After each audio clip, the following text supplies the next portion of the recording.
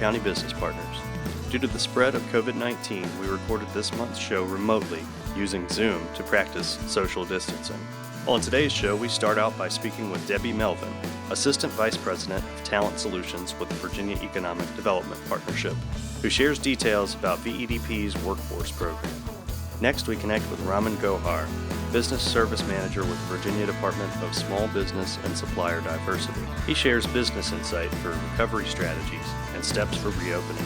Lastly, we hear from Cecile Newcomb from the Roanoke County Planning Department, who shares updates on the Hollins Plan and what to expect next.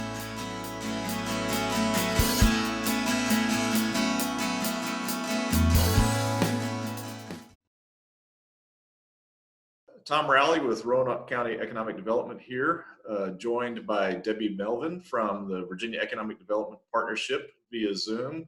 Welcome, Debbie. Thank you for joining us on the laptop, as it were, today. Thanks for having me. It's good to see you. We're in week 9, I think, of the COVID shutdown. Hard to believe. It is. For starters, tell us a bit about the importance of workforce to economic development. Sure. Well, VEDP actually launched its Talent Solutions division several years ago in recognition of the fact that workforce is such a major key factor in a company's decision whether to locate in Virginia or expand in Virginia. In fact, Area Development does a study every year, and in 2008, executives across the nation ranked workforce or the availability of skilled labor as the 6th most important site selection factor.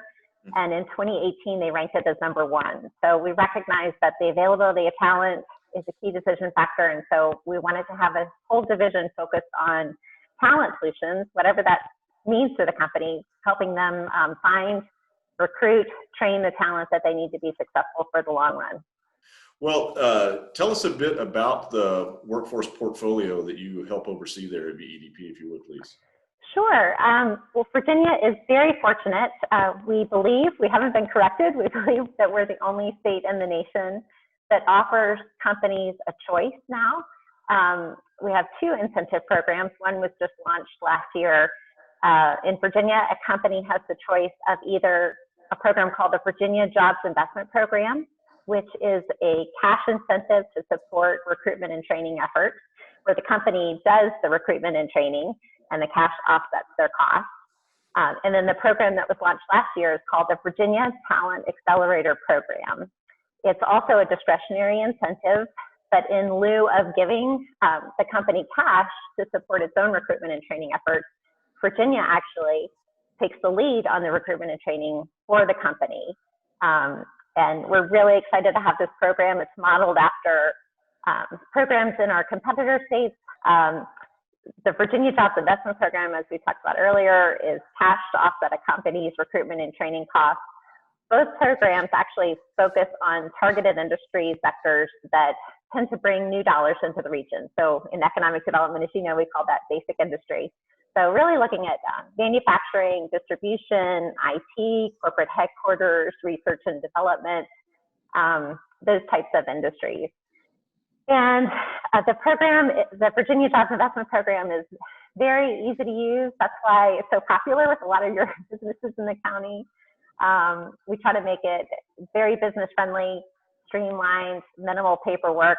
The intent of the program is to offset a company's recruitment and training costs. So we're not talking a huge amount of money, but companies that we've been able to help really appreciate the funding that we are able to give them, in addition to what we call consulting services, which is helping companies with the connections to the local workforce resources, like the Virginia Career Works Blue Ridge, which includes the Virginia Employment Commission, the Workforce Development Board, and all of our partners in vocational rehab and training and education, like Virginia Western Community College. So a lot of the times, companies haven't made those connections for one reason or another. So we're really pleased to help them take advantage of all the programs that are out there to help. Debbie, what can you say about sort of the amounts of assistance that are available through the VJIP program? Good question. I always like to manage expectations. So again, we're offsetting recruitment and training costs. So typically it's between $500 and $1,000 per hire. And that money is the companies to use as they wish. Again, hopefully to offset the cost. Hopefully it goes back in their HR budget to hire and train more people. We love to make connections with the local community college and with the recruitment partners. So if a company could turn around and use that funding to do training with a community college, that would be wonderful, but it's not a requirement of the program. Right. What can you tell us in terms of the overall return on investment of workforce programs here in the state? Any sense of the magnitude of the help that it's provided? That's a great question. So I can tell you locally what we've done. So in the Roanoke region, over the last 5 years, we have supported dozens of projects, about 3 dozen projects, honestly, that have brought in over $667 million worth of capital investment, over 2,000 new jobs, and actually over 2,000 retrained jobs. And if we want to look at just Roanoke County alone, we've supported projects that have, in the last 5 years, helped create over $21 million in capital investment, almost 400 net new jobs, and a little over 200 retrained jobs. It really is a great program, and I certainly want to encourage all the companies that might be watching to tap into it if they're able. And how best for them to do that? How would you? I think you touched on it, but I'll let you highlight it again. So for larger companies, one of the criteria for the Virginia Jobs Investment Program funding is that Virginia be in competition with another state or country for the increased operations. So it's really important that this, again, is a state incentive. We're trying to induce decisions for Virginia for our larger companies. So the critical piece then is to reach out to Tom before any decisions are made. So we're still in active competition for the project. So we can encourage that decision for Virginia. That's not a requirement, as you know, for the small business projects. But again, it is an incentive to create jobs in Virginia and to create that new capital investment in Virginia. So again, we're not incentivizing something that's happened in the past. So don't wait until you've hired to reach out to Tom. Please reach out to Tom before you've done the hiring and made the capital investment. That's the best time to access the program. The key piece there is call before you spend. Yeah, or hire. Or hire. So we can help. Yes. Let us help. Yeah. Well, Debbie, thank you so much for spending a little bit of your day with us. Really appreciate it, and really appreciate the work that you do for the state there at VEDP and with the programs. And it's a tremendous asset. We greatly appreciate it. Thanks, Tom. Thank you for having me. Absolutely. For more information about VEDP's workforce program, see www.vedp.org. To discuss potential assistance for your business, call 540-777-2069. Introducing Lynda.com. Lynda.com is available for free to anyone with a Roanoke County Public Library card. Train your workforce, pursue career goals, learn in-demand job skills, or learn a new hobby. This resource is perfect for individuals, small businesses, and large corporations looking for free, effective, and convenient learning opportunities. Sign up today for unlimited learning and expert-led training. If you already have a library card, you may register to use Lynda.com from any computer by visiting Roanoke County Public Library's website and clicking on the Lynda.com link. If you need a library card to get started, stop by any Roanoke County Public Library location. Hi, I'm here with Raman, the Business Service Manager for the Virginia Department of Small Business and Supplier Diversity. Hi, Raman. Thank you so much for being with us today. Hello. Thank you for having me. Thank you for giving the opportunity to speak with you. So I know you work with small businesses all across the region. So, with the whole pandemic and everything, we are getting to a point where we're thinking about reopening and recovery and what that looks like for our business landscape. So would you mind sharing some of the biggest concerns that you're seeing with business owners? Yes. So when I'm working with businesses and when I'm speaking with them, they are really figuring out how we can reopen and what of the strategies they can look into. And one thing I usually talk about is I tell them, be safe and be smart. And you have to treat this as a disaster recovery plan. So we hear about disaster recovery plan a lot about when there is a national disaster, then businesses come and they work on their disaster recovery plan. to figure out what was the impact. So along those lines, I recommend them various strategies, how they can go about with this. The first thing we talk about is safety and operational. Operational plan connected to your safety. The safety of the employees and safety of the customers. And then you have to maintain or change your operational plan or how you do your day-to-day operations according to CDC and what is recommended by health officials. And you have to be effective and you have to be productive. That makes a lot of sense. And I'm sure it's a fine balance for most businesses. Can you speak to any best practices for businesses as they're navigating the weeks and months ahead? Things like payroll, how to reopen safely? Yes. The second thing that I usually work with businesses and I talk about is BIA, which is Business Impact Analysis. And they have to conduct that around the financial aspect or the financial damage to their business. And there are three key components they really have to look into, which is financial statement, cash flow statement, and balance sheet. And when they will do BIA, they will really come to the starting point of what is needed. Or they can put a figure amount, or they can give a figure to financial damage. And that is the starting point for them to look for the funding. So that what I recommend is BIA, Business Impact Analysis, understanding what is the damage, and get the figure, get the financial figure, and then work on the PPP and funding around those lines. So I know you guys at the SBSD are very busy with everything. Can you tell us a little bit about what you're working on? Do you have any events or resources that are available? Yes, so we are continuously providing our services. That is all virtual. So if any of the business owner is interested in getting the SWAM certification and having any difficulty around that, so we are still providing same service virtually, and we are conducting our webinars. My next webinar is coming next month on June 2nd on how to do business with Commonwealth. That will be available in the newsletter, Roanoke County Economic Development newsletter also, and on our website also. So all of the services that we are providing are now virtual and they are on continuous basis. Great. And for those watching, we do have all of these resources from the SBSD saved onto our recovery website. So we will include a link to that, and that people can go check out all the great webinars and workshops that they're doing. Yes. Well, thank you so much, Raman. I really appreciate your time. I know you're busy. We look forward to connecting with you in the future. Yeah, thank you for having me. Take care.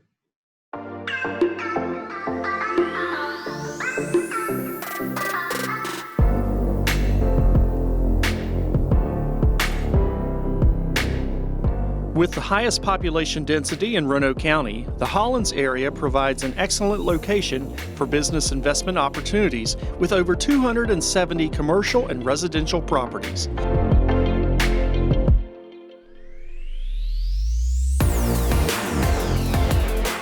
The Hollins Center Plan covers a 465-acre area stretching from portions of Williamson Road, Peters Creek Road, and Plantation Road, all the way up to Interstate 81. Neighboring this area is Holland University, which fuels the community with vibrant student life and a desire for more dining, retail, and entertainment options. Several transportation projects are underway to make the area friendlier to pedestrians and bicyclists, resulting in a welcoming, walkable neighborhood for local residents and visitors alike. Interested developers, investors, and businesses can call Roanoke County Economic Development at 540-772-2069 with questions and details on the Hollins area market demand.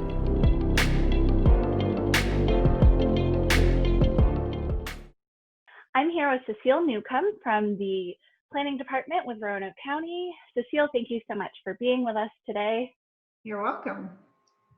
So I understand that you guys had the virtual public hearing for the Hollins Plan on May 5th, and I'm excited to hear more about that. Would you mind sharing a bit about that and the recommendations that were made?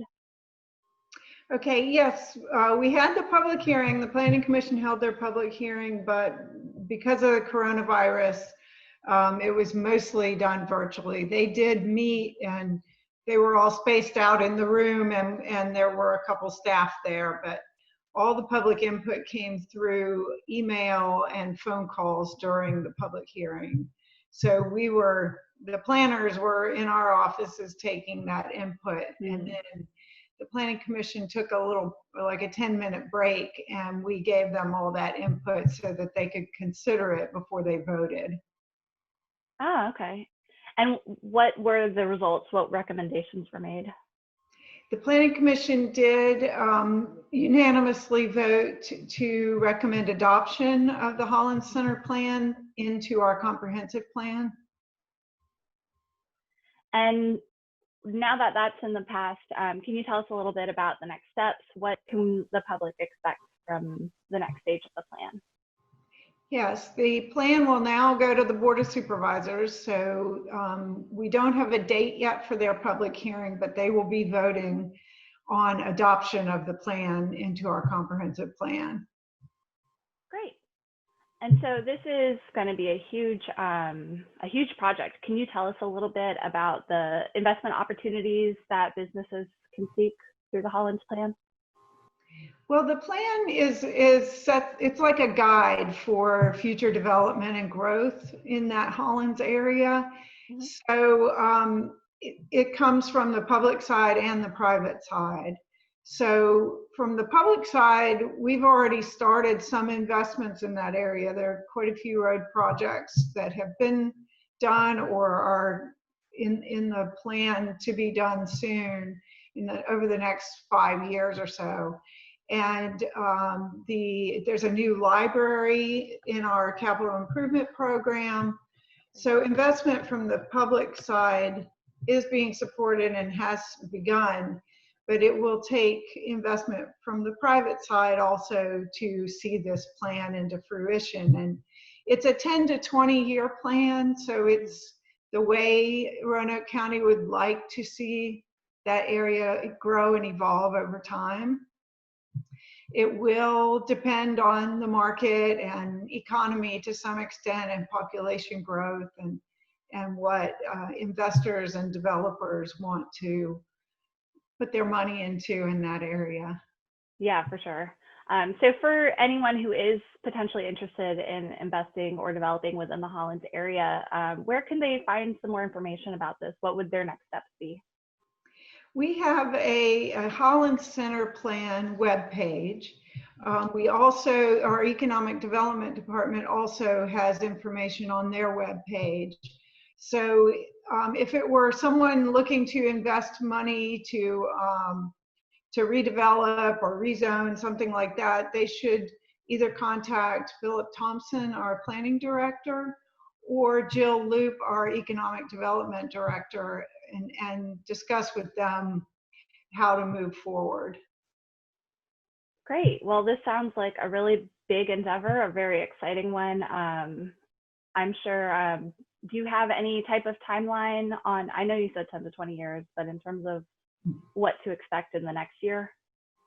In the next year, I would say mainly road projects. There's a new signal that's beginning soon at Lila Drive and Plantation Drive that will have pedestrian cross lights and kind of, multimodal amenities there in that intersection. The shared use path on Plantation Road will be extended, and sidewalks along Williamson. And I'm not sure if those are all in the next year, but they're the next ones to happen. Yeah, I know walkability is a huge factor. Right. Well, thank you so much for sharing all this with us. I know I'm staying tuned for the next stages. We will be sure to stay in touch to stay updated. Okay. So thank you so much for being with us, Cecile. Well, thank you. Thank you for having me. For more information about VEDP's workforce program, see www.vedp.org. To discuss potential assistance for your business, call 540-777-2069. Thank you for joining us for Roanoke County Business Partners. If you have any questions about this show, want to start a business, or need business assistance, please contact the Roanoke County Economic Development Office at 540-772-2124 or email Jill Loop at jloop@roanokecountyva.gov, or you can always visit our website at yesroanoke.org.